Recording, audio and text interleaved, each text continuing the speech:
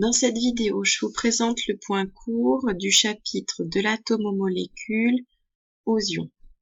Donc ce point court, il vient tout à la fin, à savoir en page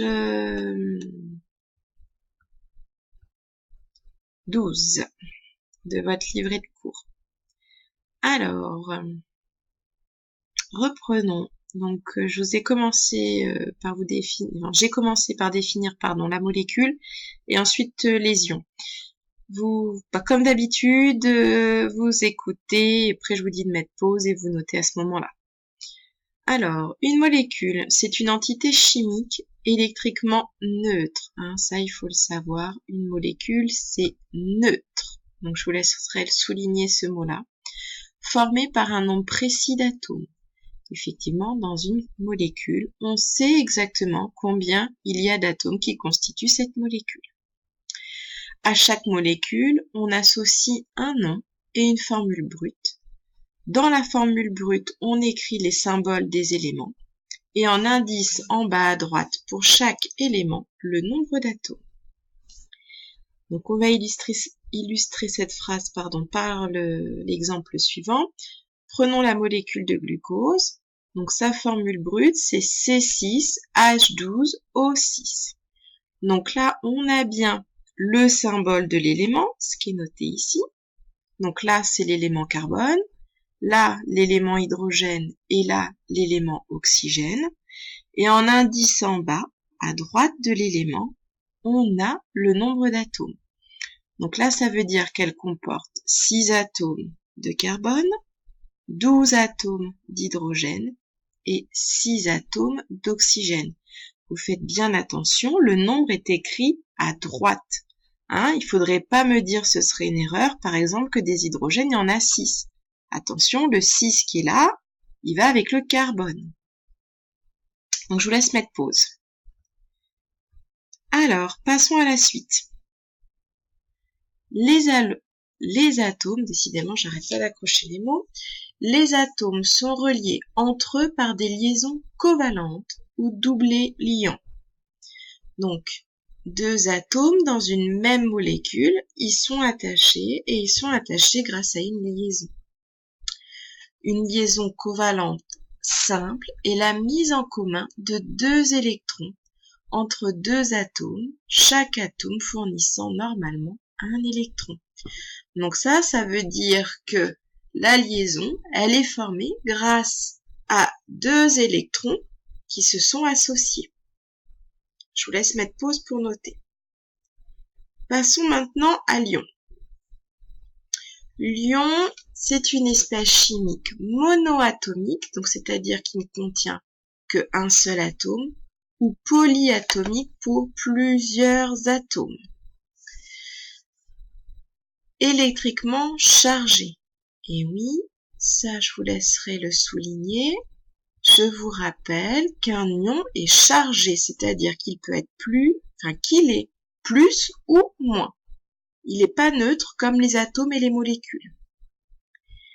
Il se forme à partir d'une espèce chimique qui, suite à un phénomène chimique, comme par exemple une réaction, ou un phénomène physique, on en a parlé en classe, le frottement, les rayonnements, il va perdre ou gagner un ou plusieurs électrons. Je vous laisse mettre pause pour noter.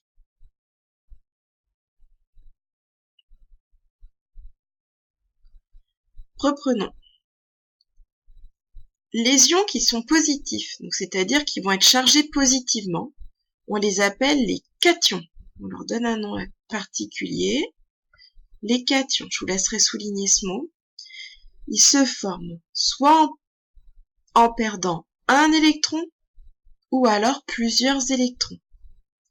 Exemple H+. H+, il a perdu un électron. Comme il a perdu un moins, il devient positif.